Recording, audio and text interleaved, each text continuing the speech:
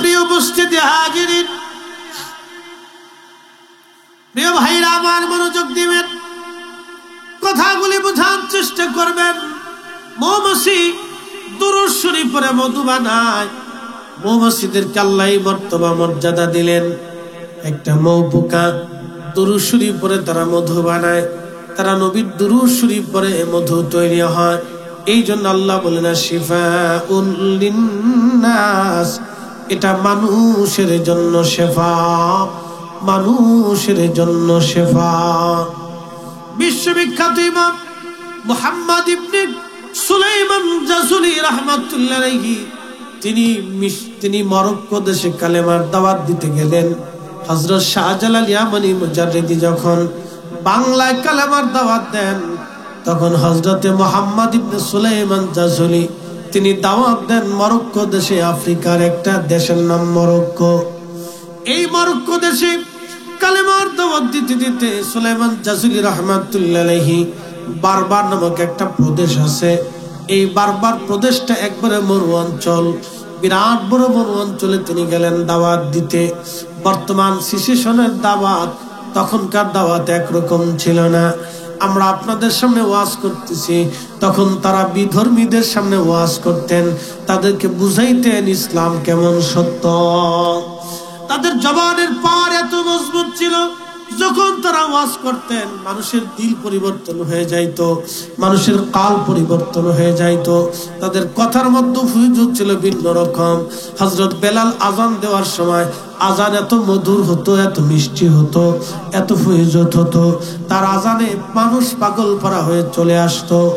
আগের কারি যারা ছিলেন কোরআন শরীফ তেলাওয়াত করলে মানুষ পাগল পারা হয়ে যাইতো, মানুষের কালবের মধ্যে আঘাত করত। এখন আমরা ওয়াজ করি কিন্তু মানুষের কালবে আঘাত করে না। কথা ঠিক আছে না ভাই? কালবে আঘাত করে না, কারণ কালবের মধ্যে পর্দা পড়ে গেছে। সারা দেশে যে পরিমাণে সুদ ছড়াইছে, কাল থাকে কেন? এটা যে 22 রয়েছে এই বেশি। কথা ঠিক আছে না ভাই?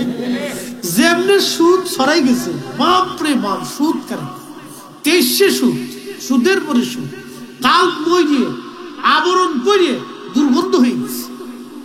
যদি মানুষের কাল বের করে দেখানো যেত, যেটা পায়খানার চেয়ে দুর্গন্ধ হয়ে গেছে, ময়লা ময়লা ময়লা।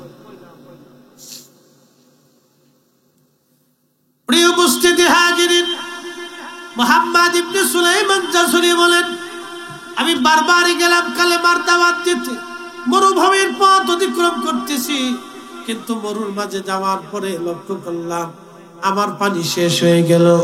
মরুভূমির পথে পানির এতটা প্রয়োজন, আমি নিজে তার রাস সাক্ষী। বছরে চিন্তা করলাম হজ শেষ, হজে যাব। হজে গেলাম, হজে যাওয়ার পরে এবছর প্রচন্ড গরম পড়েছে, একবারে 45 degree Celsius up, 47-48 degree Celsius. যেদিন আরাফাতে ছিলাম সেদিন গরম এত পরিমাণে পড়লো যে আমার চোখের সামনে হিট স্ট্রোকে একজন হাজী ছটফট করে মারা গেল। চোখের সামনে মারা, একজন মরে গেল আর একজন কোন রকম দম চলতেছে, কিন্তু দমের ভিতরে দেখলাম লোকটা আল্লাহ আল্লাহ জিকির করতেছে, আল্লাহু আকবার, মানে কোন রকম দম চলতেছে কিন্তু জিকির চলতেছে। আরাফাতের মৃত্যুটা কিন্তু সাধারণ মৃত্যু না, এটা বরকতের মৃত্যু। আল্লাহু আকবার। আরাফাতে আল্লাহ হাজীদেরকে মাফ করে দেয়, উপস্থিত হওয়ার পরে আল্লাহ হাজীদেরকে মাফ করে। আরাফাতে এমন একটা জায়গা, দোয়া কবুল হয়ে, এমন ভাবে দোয়া এই বছর কবুল হয়েছে যে আল্লাহ আমেরিকা আগুন লাগাইছে তো লাগাইছে, 1 মাসও নিবাইতে পারে। কথা কর না, জোরে বলেন। এমন আগুন লাগাইছে 1 মাসও নিবাইতে পারে না, শেষ পর্যন্ত এক আগুনে।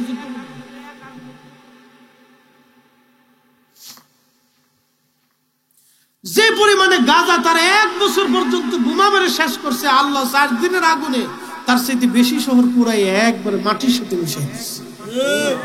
একসাথে বলবেন আল্লাহু আকবার। তো বলেন আল্লাহ আসেনি? না না, আসতে হয়ে গেল না, জোরে বলেন আসেনি? আল্লাহ আছে, আল্লাহ অবশ্যই আছে। আল্লাহ জালিমকে সাহায্য করে, আল্লাহ জালিমকে পছন্দ করে। প্রিয় উপস্থিতি হাজিরিন, মনোযোগ দিবেন। প্রিয় বন্ধু আমার, হযরতে সুলাইমান জাযুলি রাহমাতুল্লাহ আলাইহি বলেন, মরুভূমির মধ্যে প্রচন্ড গরমে পানি একেবারে শূন্য হয়ে গেল, আমাদের পানি পাই না। আমি জোহরের নামাজের সময় হয়ে গেল, ওযু করব কিন্তু পানি খুঁজে পাওয়া যায় না। আমি চিন্তা করলাম কোথায় গেলে পানি পাওয়া যায়। মুহাম্মদ ইবনে সুলাইমান জাযুলি বলেন, পানি খোঁজার জন্য আমি যেতে যেতে যেতে যেতে বহু দূরে গেলাম। লক্ষ্য করলাম মরুভূমির এক প্রান্তে একটা বাগান দেখা যায়। যেহেতু বাগান আছে অবশ্যই পানি আছে। আমি দৌড়ে বাগানের মধ্যে গেলাম। যাওয়ার পরে দেখি একটা গাছের নিচে ছোট্ট একটা কুঁড়ে ঘর দেখা যায়। ওই কুঁড়ে ঘরের মধ্যে আমি বসে আছি। কুঁড়ে ঘরের সামনে আমি গেলাম। যাওয়ার পরে কুঁড়ে ঘরের মধ্যে আঘাত করলাম, কেউ আসুনি।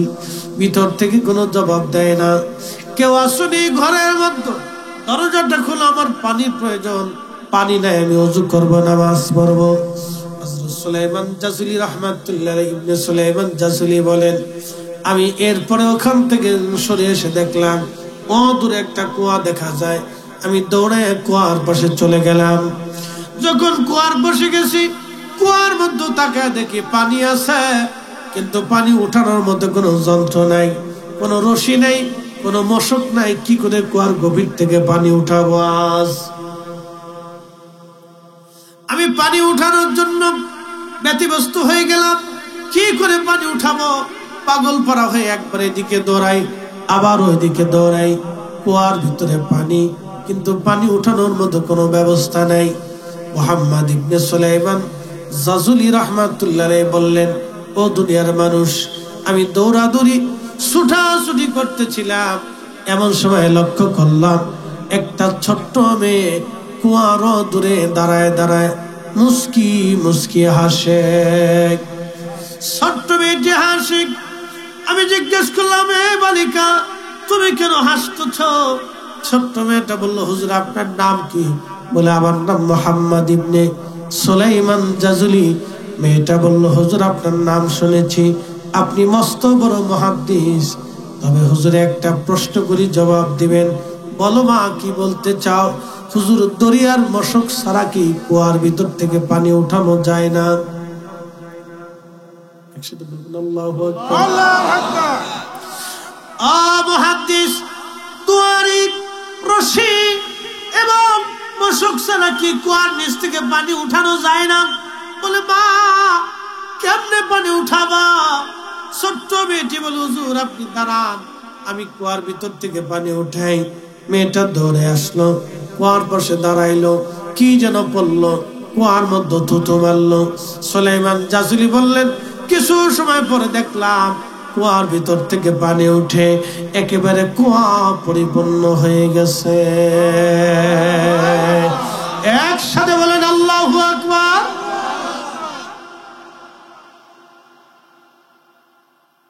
বলেন, এটা কি আমার কাছে আছে? আপনার কাছে আছে? কুয়া পরিপূর্ণ। মুহাম্মদ ইবনে সুলাইমান জাযুলি বললেন, আমি নামাজ পড়লাম, ওযু করলাম, নামাজ পড়লাম, পানি পান করলাম। মেয়েটা দৌড়াইয়া কুঁড়ে ঘরের মধ্যে যে দরজা লাগাই দিল। আমি নামাজ শেষ করে দরজার পাশে দাঁড়াই, ডাকি, মা, ও মা, দরজা খোলো মা। বলে, হুজুর চলে যান, দরজা খোলা যাবে না। বলে, মা রে, দরজাটা খোলে। কি সে আমল যেটা করলা আর কুয়ার ভিতর থেকে পানি উঠলা? কি পড়লা আর থুতু ফেললা, কুয়ার ভেতর থেকে পানি উঠে গেল? মা, এটা আমার শিখে। বলে, হুজুর চলে যান, নিষেধ আছে। বলে, মা, আমলের সাহেবের দোহাই দিচ্ছি, আমার দরজা খুলে মা। দরজা খুলে বলতেছে, হুজুর আপনি এমন একজনের দোহাই দিচ্ছেন, দরজা না খুলে পাবেন। বলে, হুজুর বলেন কি বলতে চান? বলে, মার এই আমলটা শিখাও। মেয়েটা ডাক দে, হুজুর আমল হচ্ছে আল্লাহর নবীর দুরূদ শরীফ। চিৎকার মেরে জোরে বলেন না মারহাবা। সূক্ষ্ম পয়েন্টের কথা বলি। আল্লাহ রাব্বুল আলামিন আমাকে দুনিয়াতে কেন পাঠালেন, কেন বা দুনিয়াতে আসলাম? আমি তো রূহের জগতে ছিলাম, রূহের জগতে আমার রব আমাদেরকে রাখলেন। কাফেররা এসে নবীকে জিজ্ঞেস করলেন, ইয়া রাসূলুল্লাহ আপনি বলুন রূহ কি? নবীজি বসে আছেন, আল্লাহ পাক ওহী করলেন, হাবিব আমার বলে দেন। ওয়াসআলুনাকা আনির রূহি কুলির রূহু মিন আমরি রাব্বি।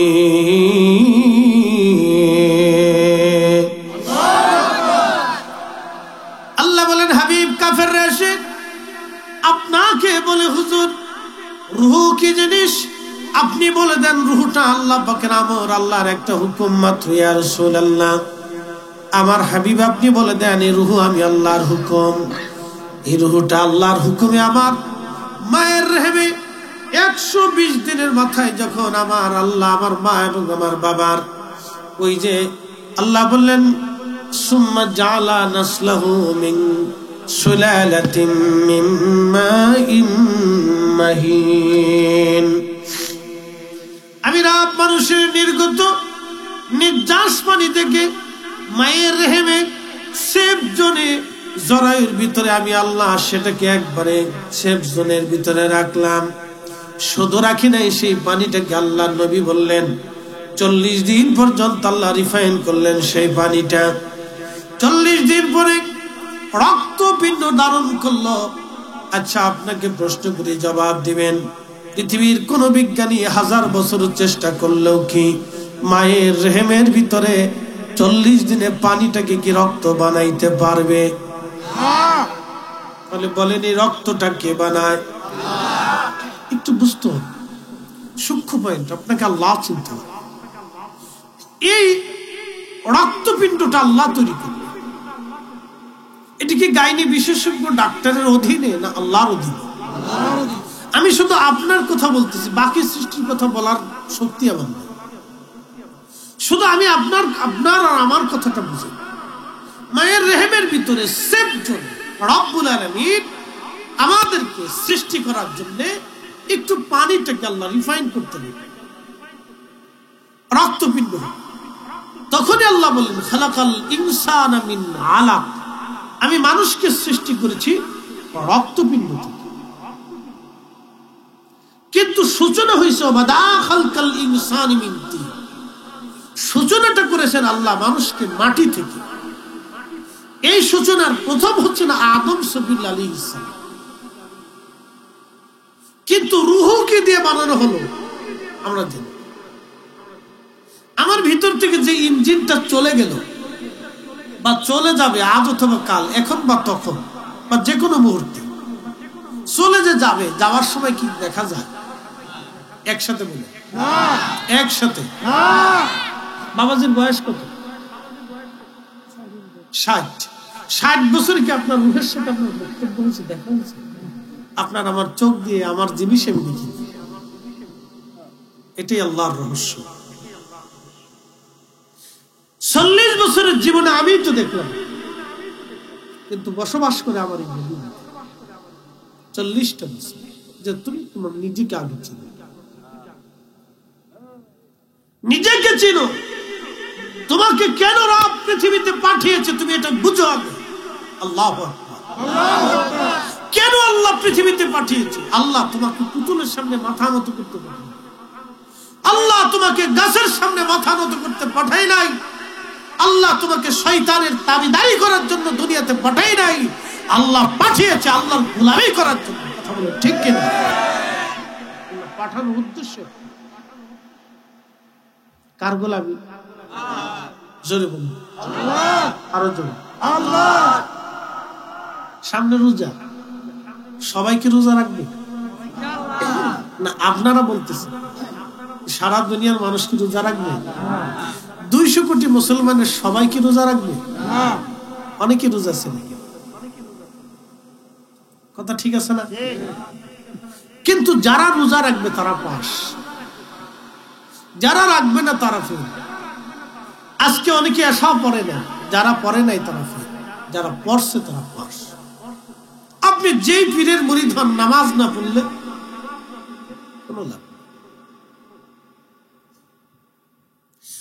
গাউসে ফকির হাতেও যদি আপনি বায়াত নিতে পারতেন আর যদি সালাত ছেড়ে দিতেন তাহলে সেজদাটা আল্লাহর জন্য।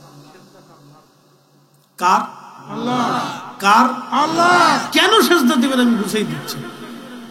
কেন উনি সেজদার যোগ্য, কেন তিনি সেজদা পাবেন এটাও বুঝে দিন।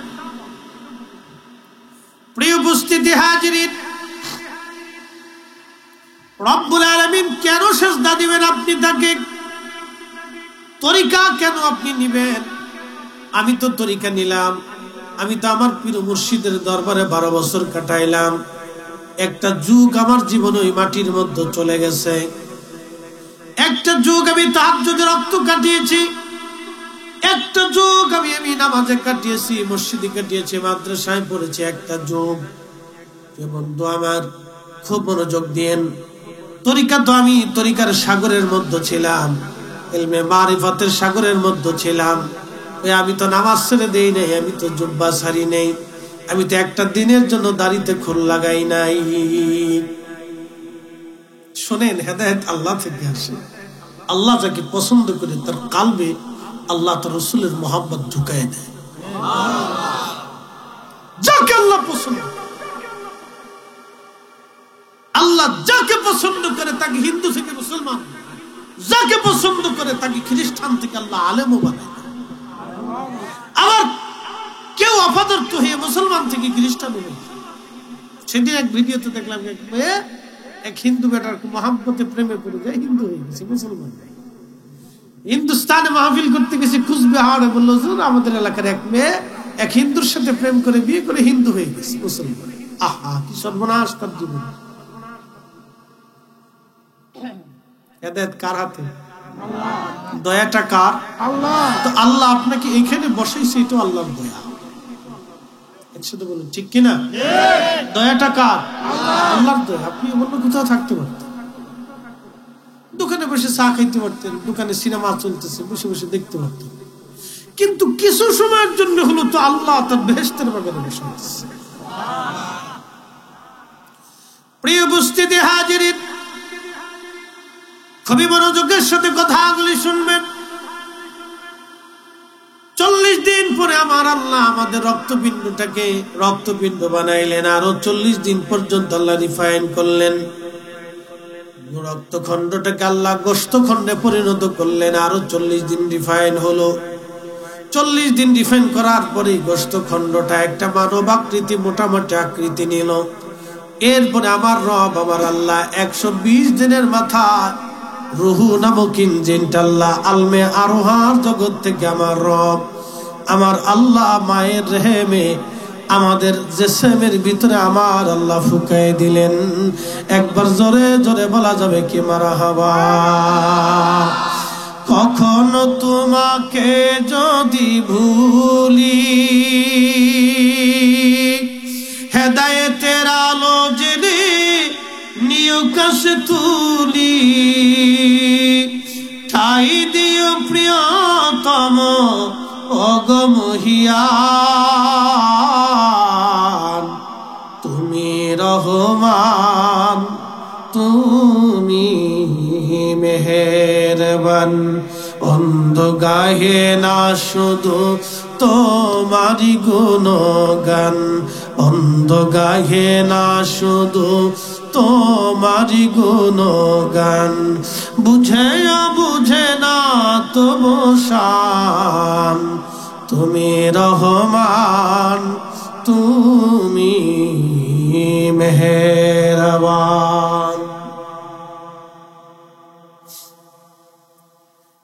প্রিয় ভাই আমার, মনোযোগ দিবেন।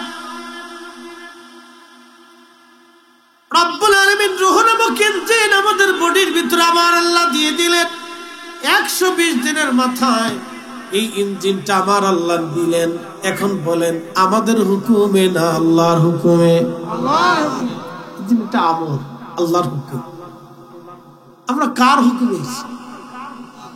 এই জন্য আল্লাহ বলেন কাইফা তাকফুরুন বিল্লাহ, কি করে তোমরা আল্লাহকে অস্বীকার করো, অকুনতুম আমওয়াতা, অথচ তুমি নির্জীব নিষ্প্রাণ অস্তিত্বহীন ছিলে পৃথিবীতে।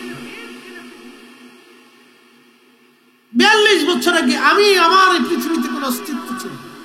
যার বয়স 50, 51 বছর আগে কোনো অস্তিত্ব ছিল। যার বয়স 60, 61 বছর আগে তার অস্তিত্ব সৃষ্টিতে ছিল না। কথা বলো ঠিক কিনা? অস্তিত্ব কে দিছে? কে দিছে? তো সেজদা কাকে দেব? জিকির কার করব? সহজ, একেবারে সহজ। কাজ তো কোনো কঠিন না, কথাও তো কোনো কঠিন না। যিনি হায়াত দিলেন, যিনি জিন্দেগি দিলেন, তো তার কথা অনুযায়ী তো আমার জিন্দেগি চলে। কথা কন না কেন? সূর্য কি আমাদের আইন না? একসাথে বলুন। বাংলাদেশের সব মানুষ যদি রশি ধরে চিন্তা করে সূর্য নামাই নিয়ে সম্ভব? সারা পৃথিবীর সমস্ত পারমাণবিক বোমা যদি আপনি আঘাত করেন, পৃথিবীতে মেরে চিন্তা করেন যে সারা পৃথিবীতে আমরা শীত পড়ছে, বরফ পড়ছে, আমরা পৃথিবী গরম করে দিই, সম্ভব হবে? না না না, আল্লাহর আইনে সেটা আসে। আবার আল্লাহর আইনে চলে যায়। সূর্য আল্লাহর আইনে, চাঁদ আল্লাহর আইনে, নক্ষত্রগুলি আল্লাহর আইনে, তামাম মাখলুকগুলি আল্লাহর আইনে। আমার রব আমার আল্লাহ বলেন, আলাম তারা, নবী আপনি কি দেখেন না, আন্নাল্লাহা ইয়াসজুদু লাহু মান ফিস সামাওয়াতি ওয়া মান ফিল আরদ, আসমান জমিনের ভিতরে যা আছে সব আমি আল্লাহর জিকির করে আমাকে সেজদা দেয়। আপনি কি দেখেন না? একসাথে জোরে বলবেন কি মারহাবা।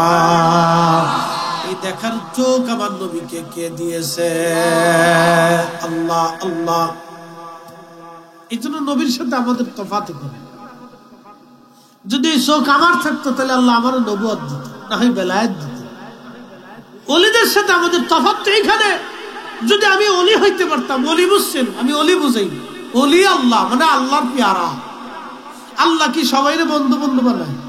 শরীরে বন্ধু বানায়, আশেক রে, বেনামাজি রে, বেশরী রে, আল্লাহ ওলি বানায়। আল্লাহ পাকের পাক বানায়, আল্লাহ পাকের কবুল করে নেয়, আল্লাহ পাকের তার কাছে নিয়ে নেয়, না পাকরে আল্লাহ কবুল করে। কথা বুঝাইতে পারছি? এই জন্য যারা সবসময় ওযু হালতে থাকে আল্লাহ তাদের একটা মর্যাদা দিয়ে দেয়, বেলাল মর্যাদা। নবীজি বললেন, আমি জান্নাতে যা দেখি বেলালকে আগে আগে জান্নাতের ভিতরে দেখা যায় মেরাজের রাতে। এসে জিজ্ঞেস করলাম, বেলাল কি করিস তুই, কি আমল করিস? বলি, ইয়া রাসূলুল্লাহ, ওযু চলে গেলে আবার ওযু করি, ওযুর পরে 2 রাকাত ওযুর নামাজ পড়ি। একসাথে বলুন মারহাবা, একসাথে বলুন আল্লাহু আকবার। মানে আপনি তরিকা নিছেন ওযুই করে, তরিকা না। কথা ঠিক আছে না ভাই? তরিকা নিছেন, ওযু করেন, তার অর্থ হলো আপনার তরিকা হয়নি। তরিকতপন্থীদের কাজ হচ্ছে বাহিরে পাক থাকবে, ভিতরে পাক। ভিতরের পাক কি হিংসা রাখা যাবে? জোরে বলেন, জোরে জোরে জোরে। কোন অহংকার রাখা যাবে না। না না না, অহংকারী কে আল্লাহ ওলি বানায়, অধৈর্য কে আল্লাহ ওলি বানায় না, বেয়াদব কে আল্লাহ ওলি বানায় না। আদব থাকতে হবে, কথা বল ঠিক কিনা? বেমহাব্বতি মানুষকে আল্লাহ ওলি বানায় না, আল্লাহ দিলে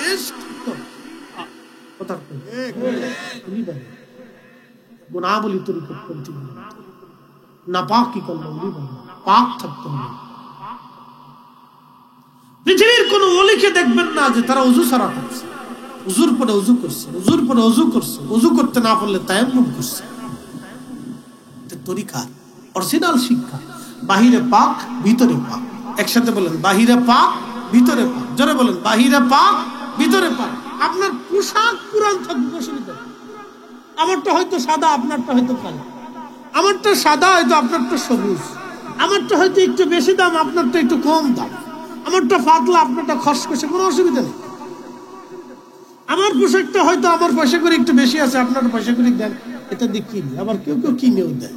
এই জন্য আমার অনেক কিছু ফ্রি, যেমন আমার ঘড়িটা ফ্রি, সুমন্তি পাঠাইছে, এটা হাতে দিয়ে। এই চশমাটা শুধু আমার টাকার দেখ কিনি, আর বাদ বাকি ফাগড়িটাও আরেকজন দিচ্ছে। হুজুর আপনার খুব ভালো লাগে, ফাগড়ি দিলাম, তুমি দেও, দিছি। জুব্বা একজনে বানাই দিছে, এই ব্যাগও একজনে দিয়ে দিচ্ছে, আমি বললাম দেও, অসুবিধা। তো খুব মনোযোগ দেয়। তা আপনারটা হয়তো তালে দেওয়া, কিন্তু পাক থাকতে, পরিষ্কার থাকতে। ওয়াসাল কারনি রাদিয়াল্লাহু আনহু, ইয়া রাব, তার জীবনী যদি আপনি দেখেন আশ্চর্য হবে। চুল দাড়ি উস্কো খুস্কো, জুব্বা তালি দিতে দিতে দিতে দিতে তালির আর জায়গাই ছিল না, শুধু তালি দেওয়া, সেরা দেওয়া, সেলাই করা। এক জুব্বা, এক চাদরে সারা জিন্দগি পার করছে। বিশ্বাস করতে পারি? আল্লাহু আকবার। না না, হয় না, আল্লাহু আকবার। হজরত সময় হযরত ওমরের সাথে যখন দেখালো, ইমাম আবুল ফারাজ ইবনুল জৌজি 900 বছর আগে তার কিতাব লিখছে, হযরত ওমরের সাথে দেখা হলো। ওমর রাদিয়াল্লাহু আনহু তার সাথে দেখা করতে গেছে। ওমর আর আলীর মতো দুই মহান সাহাবী তার সাথে দেখা করতে গেছে।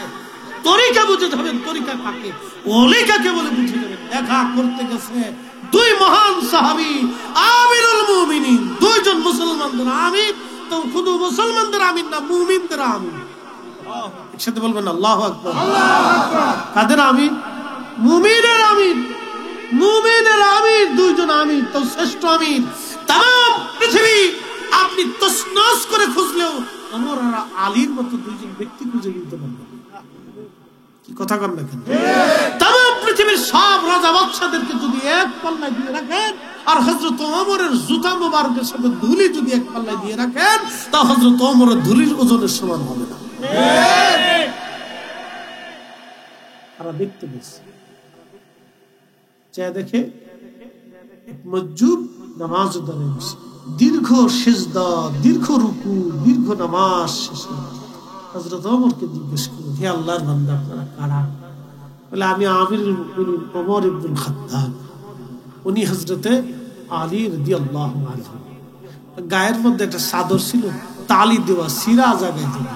চাদরটা বিছাই দিয়ে বললেন, আহা, আপনার আল্লাহ রাসূলের সাহাবী, আমার তো দেওয়ার মতো কিছু নাই, একটা সিরা চাদর আছে, মেহেরবানি করে চাদরের উপরে বসে যান।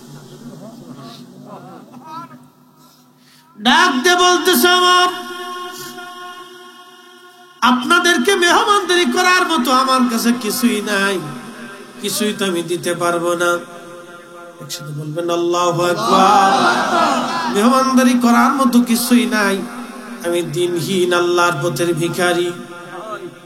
হযরত ওমর চোখের পানি ছেড়ে দিয়ে বললেন, ওগো ওয়াসাল কারনি, আল্লাহ রাসূল আপনার প্রশংসা করেছেন। নবীজি বলেছেন, আপনি দোয়া করলে নাকি আসমান থেকে আমার আল্লাহর সাথে সাথে দোয়া কবুল করে নেয়। না না না, জোরে বলেন আল্লাহু আকবার। এরা ওলি। জোরে বলেন এরা কি? জোরে বলেন এরা কি? একসাথে বলেন তারা কি? আল্লাহ এমন একজনের সাথে বন্ধুত্ব করলো, আল্লাহ এমন একজনকে বন্ধু বানাইলো যার জুব্বা সিরা, চাদর সিরা, চুল দাড়ি উস্কো খুস্কো, চেহারায় মলিনতা, দুর্বলতা, একটা কাঠের ভাঙ্গা লাঠি দিয়ে না মাটির ভিতরে নামাজ পড়তেছে। অথচ আমাদের যাই নামাজ কত সুন্দর, আমাদের যাই নামাজ কত সুন্দর, আমাদের কাপড় কত সুন্দর, আমাদের খাবার কত সুন্দর, কিন্তু সুদের টাকা। জোরে বলেন, জোরে বলেন, পাক না না পাক? একসাথে বলেন, একসাথে বলেন, একসাথে বলেন। সামনে তো মাহে রমজান আসতেছে, বহু মুসলমান সুদের টাকার গরুর গোশত কিনে বিরিয়ানি খায়। তার রোজার কি হবে? ঘোড়ার ডিম, ঘোড়ার কি ডিম আছে? তার মানে কিচ্ছু। কথা ঠিক আছে না? এই জন্য তরিকতপন্থী ওলি যারা ছিলেন গাছের পাতা খাইতেন, কিন্তু হারাম খাইতেন। শাহ সুফি খাজা এনায়েতপুরী রাহমাতুল্লাহ পীর মুর্শিদের দরবার কাটিয়েছেন দীর্ঘ বহু বছর। হযরতে সৈয়দ ওয়াজিদ আলী মেহেদি বাগী রাহমাতুল্লাহ, সেই মেহেদি বাগে আমি জিয়ারত করে এসেছি। সেই কলকাতার মেহেদি বাগে খাজা এনায়েতপুরী রাহমাতুল্লাহ তাকে বাতাস দিতেন সারা রাত। একটু জঙ্গলাকীর্ণ এলাকা ছিল, এখনো সেই উস্কো খুস্কো এলাকা। আমি নিজে দেখে এসছি উস্কো খুস্কো এলাকা, আশেপাশে হিন্দু টিন্দু অনেক আছে, উস্কো খুস্কো এলাকা। এখনো এলাকার সেই নর্দমা যায়নি, তাহলে তখনও কত নর্দমা যুক্ত এলাকা আছে। খুঁজে, সেইখানে তিনি কালেমার দাওয়াত দিতেন, সেইখানে তিনি মানুষকে তালিম তরবিয়ত দিতেন। খাজা এনায়েতপুরী ওনাকে সেই সময় সারা রাত্র বাতাস করত, ওনারে মশাই কামড়াইতো কিন্তু হুজুরের বাতাস ছাড়তেন না। একসাথে বলবেন আল্লাহু আকবার। মশাই কামড়াইতে কামড়াইতে, মশাই কামড়াইতে কামড়াইতে, রক্ত খাইতে খাইতে, মশা রক্ত খাই পড়ে থাকতো, মরে থাকতো, বাতাস ছাড়তে। কাকে বাতাস করতেন? একজন সৈয়দকে বাতাস করতেন, সৈয়দকে, আওলাদ রাসূলকে বাতাস করতেন। একসাথে বলবেন আল্লাহু আকবার। আমাদের দেশে বহু অর্জনকে আওলাদ রাসূল দাবি করে কিন্তু বিড়ি খায়। কি কথা বল না? ইস, আওলাদ রাসূলের পাইলাম না। রাসূল করিমের রক্ত যার শরীরে, সে হারাম খেতে পারে। এই কথা বলেন না? নবীর রক্ত যদি কারো শরীরে থাকে, সে কখনো বেসরিয়ে নামাজ বেনামাজি হতে পারে। কথা বলে আল্লাহ রাসূলের জীবন চলে যাবে, রক্ত কারো সামনে মাথা নত করে। হুসাইন আহমদ রাসূল বললি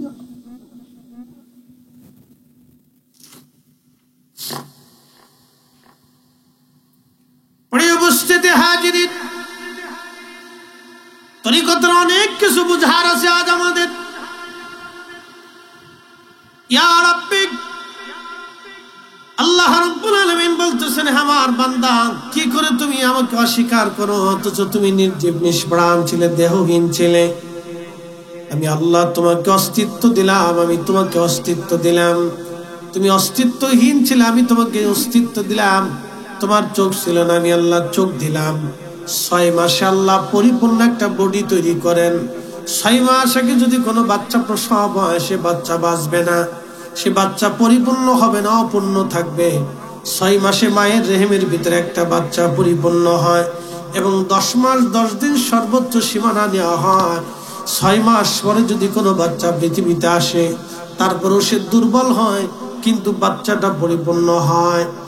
আল্লাহ কাঠামো একেবারে পরিপূর্ণ মতো দুনিয়াতে করেন। মায়ের রেহেমের মধ্যে আমরা ছিলাম, আচ্ছা রেহেমের একটা জগতে ছিলাম, মায়ের পেটের মধ্যে মাকে লাথি মারছি, হাত দিয়ে ঘুষি মারছি, লড়াচড়া করেছি। বলেন মায়ের পেটের মধ্যে কখন মারে লাথি মারছিলাম এখন কি আর মনে আছে? আছে? মনে নেই। রুহের জগতের কথা কি করে মনে থাকবে? তাহলে রুহের জগতের কথা কি করে মনে থাকবে? বলেন বলেন আপনি আজ ছোট্ট খেলে মায়ের কোলের মধ্যে পেশাব কতবার করেছেন আপনার মনে নাই? তাহলে আপনি বলেন রুহের জগতের কথা কি করে মনে থাকবে? মানুষ ভুলে যায়, এটা তার স্বভাব চরিত্র। মানুষ ভুলে যায়, ভুলে যায়, ভুলে যায়, ভুলে যায়। এক পর্যায়ে মানুষ সে তার বাবা মাকে পর্যন্ত ভুলে যায়। বলে হুজুর বাবা মাকে কেমনে বলে?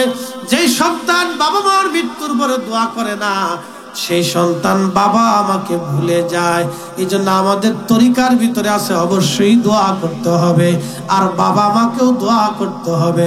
সমস্ত আউলিয়া কেরাম এবং পীর মাশায়েখ যারা আছেন, শুধু তাই নয়, একেবারে সিলসিলার মুরিদ ভক্ত এবং মুহিব্বিন যারা আছে, পীর ভাই যারা আছে, তাদের জন্য দোয়া করা লাগবে।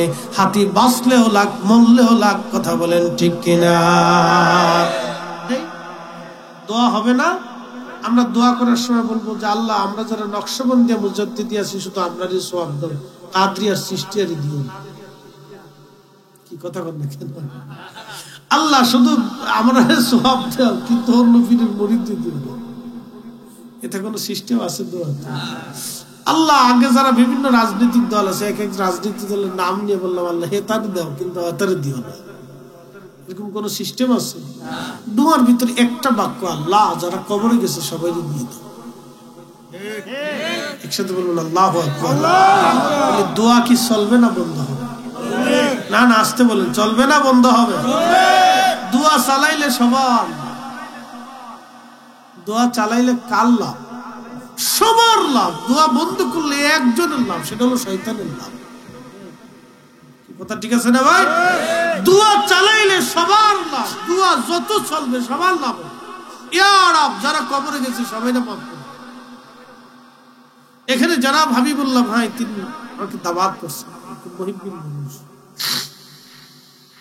তিনি যে দাওয়াত করছেন, কেন করছেন? মহব্বত করে করছেন। আমি তার সিলসিলার একজন, তো দাওয়াত করে আনছেন। কেন আনছেন? এটা কি ব্যক্তিগত মহব্বত বা তরিকতের মহব্বত? আপনারা আসছেন না, আপনারও তরিকতের মহব্বতের টানে এখানে চলে আসছেন। কথা ঠিক আছে না ভাই? ভাইজান আসছে, আমরা তার কাছ থেকে কিছু কথা শুনবো। তো শোনার জন্য আসছেন, আর আমাকে দাওয়াত করছেন বলার জন্য। সুন্দর করে স্টেজ সাজিয়েছেন যাতে দুইটা কথা হয়, মানুষ যাতে শুনে বুঝে। তো তরিকতের মূল কাজ কি, আমি সেটা বোঝানোর জন্য আপনাকে বলছি। তরিকতের মূল কাজই হচ্ছে আল্লাহকে পাওয়া।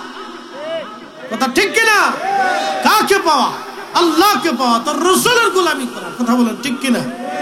আল্লাহ তার রাসূলের গোলামি, এছাড়া কি ভিন্ন কোনো কাজ আছে? আমরা কি রাজনীতি করি? দেশ দখল করব? এই দল পিটে সেই দল, সেই দল পিটে ওই দল, এগুলি কি আমাদের কাজ? আমাদের কাজ এটা না। আমাদের যে কাজ আমরা ওলিরা সেটা শিখে দিয়েছি।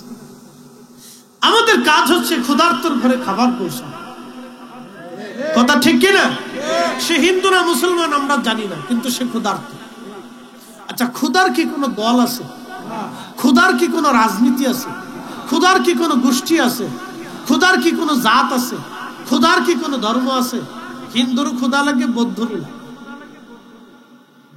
কথা কর না কেন? কান্নার কি কোনো ধর্ম আছে?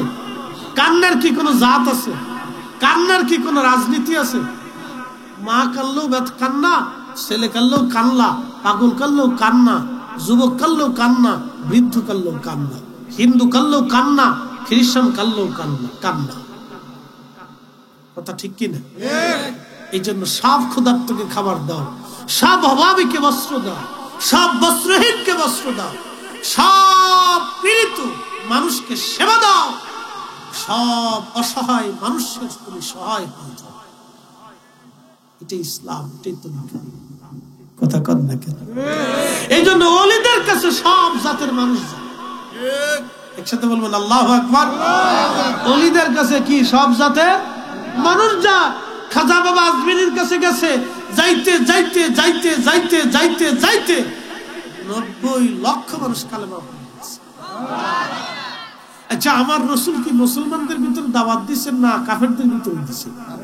আবু বকর কি আগে থেকে মুসলমান? ওমর কি আগে থেকে মুসলমান? উসমান আলী কি আগে থেকে মুসলমান? হযরত আম্মা জান খাদিজা কি আগে থেকে মুসলমান? না না, কেউ আগে থেকে মুসলমান। শুধু ফাতিমাতুজ জাহরা এবং রাসূলের সন্তানগণ যারা ছিলেন তারা জন্মগত মুসলমান। আল্লাহু আকবার। তাছাড়া ওই জমানার যত সাহাবী ছিলেন সবাই আগে অমুসলিম ছিলেন। আল্লাহর নবীর দর্শে বসে বসে আস্তে আস্তে 100 লক্ষ মানুষকে কালেমার দিশা দিলেন। শুধু দিশা দেন নাই, নবীর সোহবতে থেকে তারা এতটাই মর্যাদাওয়ালা হলেন যে আল্লাহ তার পবিত্র কুদরতি জবান দিয়ে তাদের প্রশংসা করছেন। এই জন্য আমরা কোন সাহাবীর সমালোচনা করব নিষেধ আছে। তাদের ত্রুটি আমরা বের করব, ত্রুটি হলেও বের করব, খাতা হলেও ধরব। কথা ঠিক আছে কিনা? সাহাবীরা মহান ঊর্ধ্বে, মহান ঊর্ধ্বে। তাদের কোন ত্রুটি হইলে ওটা আমরা বের করব না, ধরব না, বলবো না, তাদের সমালোচনা করব না। সাহাবায়ে কেরাম মিয়ার হক, সত্যের মাপকাঠি। একসাথে বলবেন আল্লাহু আকবার। বলে কারণ কি? তারা সত্যের জন্য লড়াই করেছে। সূক্ষ্ম কথাই, যারা বুঝে না তারা খালি তেনে বসে, শুধু তেনে বসে। আচ্ছা, আপনাকে প্রশ্ন করি, জবাব দিন। আমার বাবাকে নিয়ে যদি আপনি কটু বাক্য বলেন, আমার ব্যথা লাগবে না? কষ্ট হবে না? একজনের বাবা সুদখোর, কিন্তু তাকে যদি আপনি গালি দেন তো সন্তান হিসেবে তার কলিজায় ব্যথা লাগে। একজনের বাবা জিনাখোর, সন্তানের সামনে যদি তাকে গালি দেন তারপরও সন্তানের ব্যথা লাগে। কথা ঠিক আছে কিনা? কারণ বাবা। একসাথে বলেন কারণ কি? বাবা। রাসূল কারীমের সাহাবী তো সাহাবী, রাসূলের দর্শে তারা বসছেন, নবীর মহব্বতে তারা বসছেন। তাদের ত্রুটি হলেও আমরা ধরব না, কারণ তারা রাসূলের মজলিসে বসছে। কথা ঠিক কিনা? তাদের কষ্ট দিলে নবী কষ্ট। কথা ঠিক কিনা? কে কষ্ট পায়?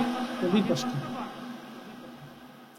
এই জন্য কেউ যদি আল্লাহর ওলিদেরকে কষ্ট দেয়, আল্লাহর ওলিদের সমালোচনা করে, তখন আমার রব আমার আল্লাহ বললেন হাদিসে কুদসিতে আমার আল্লাহ বললেন, মান আদালি ওয়ালিয়ান ফাকাদ আযানতুহু বিল হার।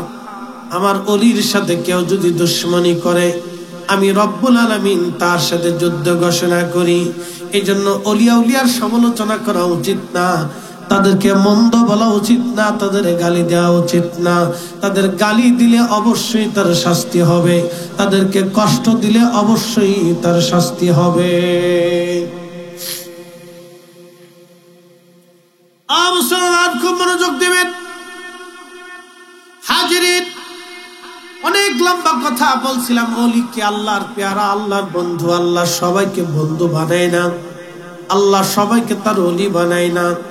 আল্লাহ ওলি কেমনে বানাবে দেখেন, আপনি মনোযোগ দেন। আমার রব বললেন, কাইফা তাকফুরুনা বিল্লাহি ওয়া কুনতুম আমওয়াতা। তুমি আমি আল্লাহকে কি করে অস্বীকার করো, অথচ তুমি নির্জীব ছেলে, নিষ্প্রাণ ছেলে, দেহহীন ছেলে। ফাহিয়াকুম, আমি তোমাকে জিন্দেগি দিলাম, জীবন দিলাম। এই চোখ আল্লাহর দেওয়া।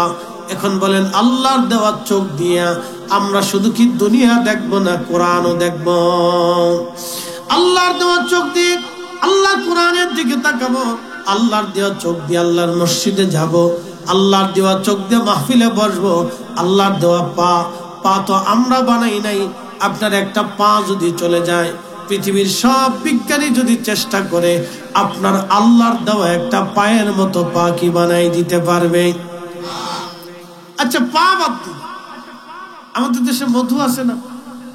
এই আমার দিকে তাকান, এটা খুব গুরুত্বপূর্ণ কথা। মধু আছে না? মধু। আচ্ছা, মধু উপকার কিনা না অপকার? উপকার। কারণ কেন উপকার? আল্লাহ কোরআনে বলেছেন, শিফাউল লিন্নাস, এটা মানুষের জন্য শিফা। এই শোনেন, মধু খাবে, মধু মানুষের জন্য শিফা। আল্লাহর নবী সুনান ইবনে মাজার ভিতরে লিখছেন যে হাতের তালুর মধ্যে মধু রেখে কেউ যদি চেটে খায়, আল্লাহ 99 প্রকার রোগ থেকে তাকে বাঁচায়। মাসে একবার, সপ্তাহে একবার বা দিনে একবার হাতের তালুর মধ্যে রেখে চেটে চেটে খাবে, তাহলে আপনার রোগ মুক্ত হবে একবারে 99 প্রকার। বন্ধু আমার, এই মৌমাছির দলের একদিন আল্লাহর নবীর সামনে দিয়ে যাচ্ছে। প্রিয় নবী ডাক দিলেন, মৌমাছি দাঁড়াও। শেখ আব্দুল হক মুহাদ্দিস দেহলভী মাদারিজুন নবুওয়াতের মধ্যে লিখলেন, মৌমাছি মধুর সামনে দাঁড়াইলো। মৌমাছির পোকা আল্লাহর নবীর সামনে দাঁড়াইলো। দাঁড়ানোর পরে মৌ পোকা নবীজিকে সালাম দিচ্ছে। ঠিক এমন সময় সালাম যখন দিয়েছে, আল্লাহর নবী বললেন, মৌ পোকা বলো তো তোমরা মধু বানাও কেমনে? মৌমাছির দলেরা বলল, ইয়া রাসূলুল্লাহ, বিভিন্ন ফুল থেকে আমরা মধু আনি। নবীজি, মধুগুলি সংগ্রহ করি। কোন ফুলের রস তিতা হয়, কোনটা নোনতা হয়, কোনটা মিষ্টি হয়, কোনটা আপনার টক হয়, কোনটা আবার পাইনসা হয়। বিভিন্ন ফুল থেকে রসগুলি সংগ্রহ করে মৌ পোকারা চাকের মধ্যে রাখে। মৌমাছি বলে, ইয়া রাসূলুল্লাহ, আমরা চাকের মধ্যে, আমাদের বাসার মধ্যে যখন রসগুলি রাখি, হুজুর মধু মধু হয় না। যখন আপনি নবীর শানে দুরূদ শরীফ পড়তে থাকি, তখন আমার আল্লাহ দুরূদের কারণে আমার আল্লাহ মধু বানায়া দেয়। না না, জোরে বলেন আল্লাহু আকবার। কি পড়লে মধু হয়? জোরে বলে। তাহলে দুরূদ পড়লে যদি মৌ পোকা মধু বানায়, তাহলে দুরূদ পড়লে কি আমাদের ঘরে বরকত হয় না? একসাথে বলেন না, হয় না? আমাদের আসার পরে কতবার দুরূদের হুকুম আছে? একসাথে বলেন আল্লাহু আকবার। কোন সালিক, কোন জাকির যদি ইন্তেকালের আগ পর্যন্ত দুরূদ পড়ে, আল্লাহর নবীর সাথে দেখা হবে না? তার জবানে বরকত হবে না? শুধু বরকত নাকি, ইয়া রাব্বি, মৌমাছির দিকে তাকানো, মধু কেমনে বানায়? পৃথিবীর সব বিজ্ঞানী যদি একত্রিত হয়ে চেষ্টা করে মৌমাছির মধুর মতো এক ফোঁটা মধু বানাইতে অক্ষম। জোরে বলেন না না, আরো জোরে বলেন না না, একসাথে বলেন, পারবেনি? না না, সম্ভব, অসম্ভব। এটাই বিজ্ঞানের ব্যর্থতা। বিজ্ঞান এখানে নীরব, কিচ্ছু করার। প্রিয় উপস্থিতি হাজিরিন, প্রিয় ভাইরা আমার, মনোযোগ দিবেন, কথাগুলি বোঝার চেষ্টা করবেন। মৌমাছি দুরূদ শরীফ পড়ে মধু বানায়। মৌমাছিদেরকে আল্লাহ মর্তবা মর্যাদা দিলেন। একটা মৌ পোকা দুরূদ শরীফ পড়ে তারা মধু বানায়, তারা নবীর দুরূদ শরীফ পড়ে মধু তৈরি হয়। এই জন্য আল্লাহ বলেন শিফাউল লিন্নাস, এটা মানুষের জন্য শেফা, মানুষের জন্য শেফা। বিশ্ববিখ্যাত ইমাম মুহাম্মদ ইবনে সুলাইমান জাসুলি রাহমাতুল্লাহ আলাইহি তিনি মরক্কো দেশে কালেমার দাওয়াত দিতে গেলেন। হযরত শাহজালাল ইয়ামানি মুজাররিদি যখন বাংলায় কালেমার দাওয়াত দেন, তখন হযরতে মুহাম্মদ ইবনে সুলাইমান জাসুলি তিনি দাওয়াত দেন মরক্কো দেশে, আফ্রিকার একটা দেশের নাম মরক্কো। এই মরক্কো দেশে কালেমার দাওয়াত দিতে দিতে সুলাইমান জাসুলি রাহমাতুল্লাহ আলাইহি বারবার নামক একটা প্রদেশ আছে। এই বারবার প্রদেশটা একবারে মরু অঞ্চল, বিরাট বড় মরু অঞ্চলে তিনি গেলেন দাওয়াত দিতে। বর্তমান সিচুয়েশনের দাওয়াত, তখনকার দাওয়াত একরকম ছিল না। আমরা আপনাদের সামনে ওয়াজ করতেছি, তখন তারা বিধর্মীদের সামনে ওয়াজ করতেন, তাদেরকে বুঝাইতেন ইসলাম কেমন সত্য। তাদের জবানের পাওয়ার এত মজবুত ছিল, যখন তারা ওয়াজ করতেন মানুষের দিল পরিবর্তন হয়ে যাইত, মানুষের কাল পরিবর্তন হয়ে যাইত। তাদের কথার মধ্যে ফুয়ুজ ছিল ভিন্ন রকম। হযরত বেলাল আজান দেওয়ার সময় আজান এত মধুর হতো, এত মিষ্টি হতো, এত ফুয়ুজত হতো, তার আজানে মানুষ পাগল পারা হয়ে চলে আসতো। আগের কারি যারা ছিলেন কোরআন শরীফ তেলাওয়াত করলে মানুষ পাগল পারা হয়ে যাইতো, মানুষের কালবের মধ্যে আঘাত করত। এখন আমরা ওয়াজ করি কিন্তু মানুষের কালবে আঘাত করে না। কথা ঠিক আছে না ভাই? কালবে আঘাত করে না, কারণ কালবের মধ্যে পর্দা পড়ে গেছে। সারা দেশে যে পরিমাণে সুদ ছড়াইছে, কাল থাকে কেন? এটা যে বাইশে রয়েছে এই বেশি। কথা ঠিক আছে না ভাই? যেমনি সুদ ছড়াই গেছে, বাপরে বাপ, সুদ কারে 23 সুদ, সুদের পরে সুদ, কাল বইয়ে আবরণ পরিয়ে দুর্গন্ধ হয়ে গেছে। যদি মানুষের কাল বের করে দেখানো যেত, যেটা পায়খানার চেয়ে তো দুর্গন্ধ হয়ে গেছে, ময়লা ময়লা ময়লা। প্রিয় উপস্থিতি হাজিরিন, মুহাম্মদ ইবনে সুলাইমান জাসুলি বলেন, আমি বারবারই গেলাম কালেমার দাওয়াত দিতে, মরুভূমির পথ অতিক্রম করতেছি, কিন্তু মরুর মাঝে যাওয়ার পরে লক্ষ্য করলাম আমার পানি শেষ হয়ে গেল। মরুভূমির পথে পানির এতটা প্রয়োজন, আমি নিজে তার রাস সাক্ষী। বছরে চিন্তা করলাম হজ শেষ, হজে যাব।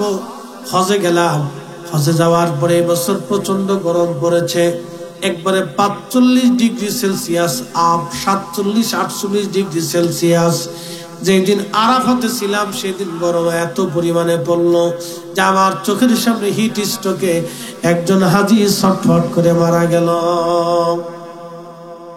চোখের সামনে মারা, একজন মরে গেল আর একজন কোন রকম দম চলতেছে, কিন্তু দমের ভিতরে দেখলাম লোকটা আল্লাহ আল্লাহ জিকির করতেছে, আল্লাহু আকবার, কোন রকম দম চলতেছে কিন্তু জিকির চলতেছে।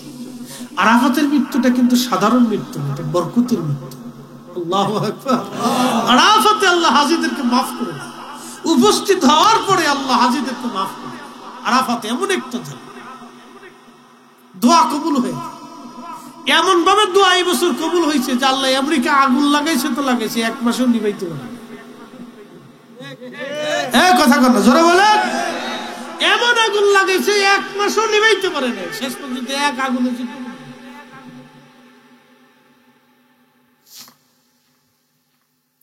যে পরিমাণে গাজা তার 1 বছর পর্যন্ত বোমা মেরে শেষ করছে, আল্লাহ 4 দিনের আগুনে তার সাথে বেশি শহর পুরাই একবারে মাটির সাথে মিশে গেছে। একসাথে বলবেন আল্লাহু আকবার। তো বলেন আল্লাহ আসেনি? না না, আসতে হয়ে গেল না, জোরে বলেন আসেনি? আল্লাহ আছে, আল্লাহ অবশ্যই আছে। আল্লাহ জালিমকে সাহায্য করে, আল্লাহ জালিমকে পছন্দ করে। প্রিয় উপস্থিতি হাজিরিন, মনোযোগ দিবেন। প্রিয় বন্ধু আমার, হযরতে সুলাইমান জাযুলি রাহমাতুল্লাহ আলাইহি বলেন, মরুভূমির মধ্যে প্রচন্ড গরমে পানি একেবারে শূন্য হয়ে গেল। আমাদের পানি পাই না। আমি জোহরের নামাজের সময় হয়ে গেল, ওযু করব, কিন্তু পানি খুঁজে পাওয়া যায় না। আমি চিন্তা করলাম কোথায় গেলে পানি পাওয়া যায়। মুহাম্মদ ইবনে সুলাইমান জাযুলি বলেন, পানি খোঁজার জন্য আমি যেতে যেতে যেতে যেতে বহু দূরে গেলাম। লক্ষ্য করলাম মরুভূমির এক প্রান্তে একটা বাগান দেখা যায়। যেহেতু বাগান আছে, অবশ্যই পানি আছে।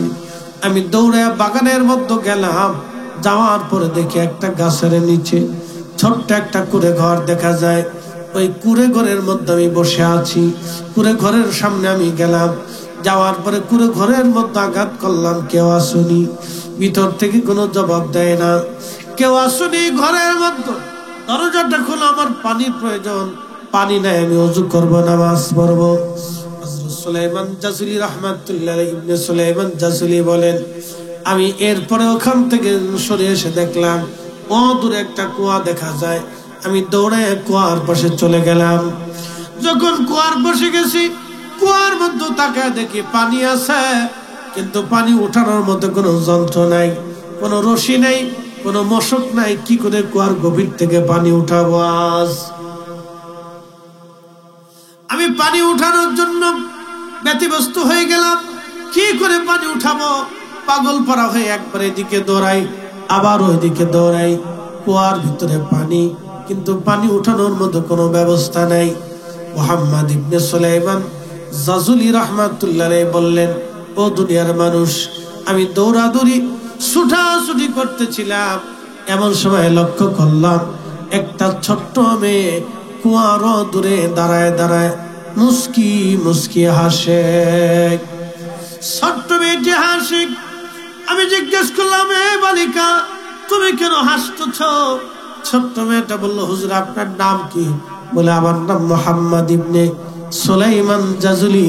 মেয়েটা বলল, হুজুর আপনার নাম শুনেছি, আপনি মস্ত বড় মুহাদ্দিস। তবে হুজুর একটা প্রশ্ন করি, জবাব দিবেন। বলো মা, কি বলতে চাও? হুজুর, দরিয়ার মশক ছাড়া কি কুয়ার ভিতর থেকে পানি উঠানো যায় না? একসাথে বলবেন, আল্লাহু আকবার। আল্লাহু আকবার। মুহাদ্দিস, দুয়ারি, রশি এবং মশক ছাড়া কি কুয়ার নিচ থেকে পানি উঠানো যায় না? বলে, মা, কেমনে পানি উঠাবা? ছোট্ট মেয়েটি বলে, হুজুর আপনি দাঁড়ান, আমি কুয়ার ভিতর থেকে পানি উঠাই। মেয়েটা দৌড়ে আসলো, কুয়ার পাশে দাঁড়াইলো, কি যেন পড়লো, কুয়ার মধ্যে থুথু মারলো। সুলাইমান জাযুলি বললেন, কিছু সময় পরে দেখলাম কুয়ার ভিতর থেকে পানি উঠে একেবারে কুয়া পরিপূর্ণ হয়ে গেছে। একসাথে বলেন, আল্লাহু আকবার।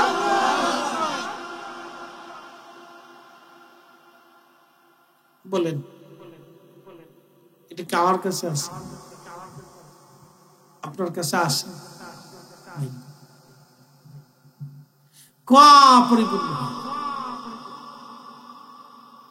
মুহাম্মদ ইবনে সুলাইমান জাযুলি বললেন, আমি নামাজ পড়লাম, ওযু করলাম, নামাজ পড়লাম, পানি পান করলাম। মেয়েটা দৌড়াইয়া কুঁড়ে ঘরের মধ্যে যে দরজা লাগাইত। আমি নামাজ শেষ করে দরজার পাশে দাঁড়াই, ডাকি, মা, ও মা, দরজা খোলো মা। বলে, হুজুর চলে যান, দরজা খোলা যাবে না। বলে, মা রে, দরজাটা খোলে। কি সে আমল যেটা করলা আর কুয়ার ভিতর থেকে পানি উঠলো? কি পড়লা আর থুতু ফেললা, কুয়ার ভেতর থেকে পানি উঠে গেল? মা, এটা আমার শিখে। বলে, হুজুর চলে যান, নিষেধ আছে। বলে, মা, আমলের সাহেবের দোহাই দিচ্ছি, আমার দরজা খুলো না। দরজা খুলে বলতেছে, হুজুর আপনি এমন একজনের দোহাই দিচ্ছেন, দরজা না খুলে পারলেন। বলে, হুজুর বলেন কি বলতে চান? বলে, বাড়ি আমলটা শিখাও। মেয়েটা ডাক দেল, হুজুর আমাল হচ্ছে আল্লাহর নবীর দুরূদ শরীফ। চিৎকার মেরে জোরে বলেন না মারহাবা। আল্লাহুম্মা সাল্লি আলা, আহা জবান খুলে, মাওলানা মুহাম্মদ ওয়া আলা আলি সাইয়্যিদিনা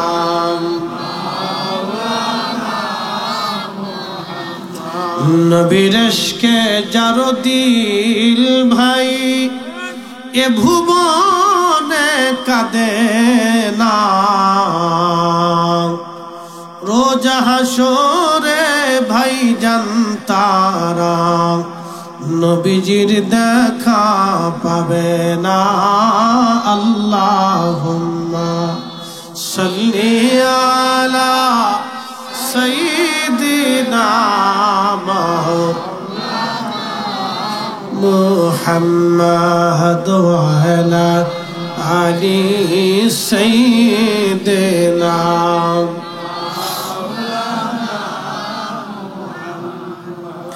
বলে মা কোন দুরূদ তুমি আমার শিখাও। মেয়েটা ডাক দেবে, হুজুর ওই দুরূদ শরীফ শিখাইতে আল্লাহর নবী আমাকে অনুমতি দেয় নাই, ইজাজত দেয় নাই, অতএব এই দুরূদ আপনাকে শিখানো সম্ভব না। সুলাইমান জাজুলি আরো আশ্চর্য বলেন, মা তোমার সাথে কি আল্লাহর হাবিবের জিয়ারত হয়? বলে হুজুর হ্যাঁ, প্রত্যেক রাত্রে আমার রাসূলের সাথে আমার জিয়ারত হয়। একসাথে বলবেন আল্লাহু আকবার। না না আরো জোরে বলেন। বলেন রাসূল আছে না নাই? আছে। শরীয়তে নাই কিন্তু হাকিকতে আছে। শরীয়তে জোরে বলেন, শরীয়তে নাই কিন্তু হাকিকতে আছে। তার প্রমাণ কি? সহিহ বুখারী কিতাবুর রিজ্ঞাতে নবীজি বলেন, মান রাআনি ফিল মানাম, কেউ যদি আমাকে স্বপ্ন দেখো, ফাকাদ রাআল হক, সে আমাকে সত্যই স্বপ্ন দেখেছো। আমি নবী সত্য সত্য আসি, আমি নবী সত্য সত্য দেখা দিব, আমি নবী আসব, আমি রাসূল ব্যতীত আর কেউ আসবে না। একসাথে বলবেন আল্লাহু আকবার। কে আসবে? নবী আসবে। একসাথে বলেন কে আসবে? জোরে বলেন কে আসবে? ওনার সুরতে না অন্য কারো সুরতে? জোরে বলেন নবীর সুরতে নবী আসবে। কথা বলেন ঠিক কিনা? এখন আপনি যদি বলেন যে ইয়া রাসূলুল্লাহ আপনি আমার পীরের সুরতে আছেন, এটা ভুল। খালি বল না, বেয়াদবি। কি হবে? কার সাথে বেয়াদবি? আল্লাহর রাসূলের সাথে বেয়াদবি। সেদিন সিলেটে এক ভদ্রলোক গজল গাইতে গাইতে গজলের শেরের ভিতরে বলি, ইয়া রাসূলুল্লাহ আপনি আমার পীরের সুরতে আসেন। আমি ওয়াজের ভিতরে জিজ্ঞেস করলাম, বলেন তো ভাই আপনার পীরের সুরতে রাসূল দেখতে চান কি? রাসূলের সুরতে দেখতে আপনার লজ্জা করে কিসের? কি কথা বলেন? আপনি আপনার পীরের সুরতে রাসূল দেখবেন কেন? নবীর সুরত নাই? রাসূলের সুরতের চাইতে দামি সুরত সৃষ্টিতে আর কোন সুরত আছে? ওনার চাইতে সুন্দর আর কেউ আছে? এত দামি সুরত পৃথিবীতে আর কারো হবে? উনাকে দেখলে জান্নাত। একসাথে বলেন আল্লাহু আকবার। তরিকা তো সহজ জিনিস, আপনি কঠিন করতেছেন। তরিকা সহজ, আপনি কঠিন করতেছেন। হ্যাঁ, আল্লাহর ওলিরা যদি কামেল হয়ে থাকে তাহলে আল্লাহ রাসূলের সাথে জিয়ারত করে। শাহ সুফি ফতেহ আলী রাসূলের নাম, আল্লাহু আকবার, আমাদের সিলসিলা রাখা। শাহ সুফি ফতেহ আলী রাসূলের নাম, তিনি হার হামেশা আল্লাহর নবীর সাথে জিয়ারত করতেন। শুধু তাই না, কোন মুরিদকে যদি উনি ইচ্ছা করতেন তাহলে ওযু করাইয়া, পাক সাফ করাইয়া, মুরাকাবা বসাইয়া মদিনা ওয়ালার সাথে কানেকশন করে। আল্লাহু আকবার। একসাথে বলুন আল্লাহু আকবার। রাসূল আছে না নাই? আছে। জোরে বলেন আছে। আল আনবিয়া ওয়াহইয়াউন ফি কুবুরিহিম ইউসাল্লুন, সব নবীরা কবরের ভিতরে জিন্দা, কিন্তু সব নবীদের মুজিজা শেষ। আমাদের নবীর মুজিজা কিয়ামত পর্যন্ত চলবে। তার একটা মুজিজা হলো স্বপ্নে নবী আসবে। একসাথে বলবেন আল্লাহু আকবার। কিসে আসবে? একসাথে বলেন কিসে আসবে?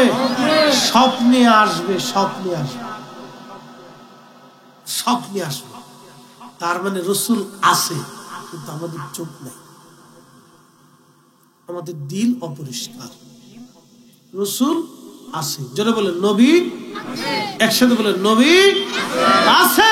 রওজা শরীফ থেকে সালামের জবাব দেয়, কিন্তু আপনি সালাম দেন, জবাব শুনেন না, কারণ দিল নেই। আমাদের আত্মা মরে গেছে, চোখ নাই, চোখ মরে গেছে। যারা দেখার তারা দেখেছে, আগামী তো দেখবে, দেখতেছে। ঠিক আছে কিনা? এটা নবীর মুজিজা। একসাথে বলেন কার মুজিজা? রাসূলের মুজিজা। কিয়ামত পর্যন্ত এই মুজিজা চলমান থাকবে। একসাথে বলেন মারহাবা, মারহাবা। কিয়ামত পর্যন্ত চলতে থাকবে।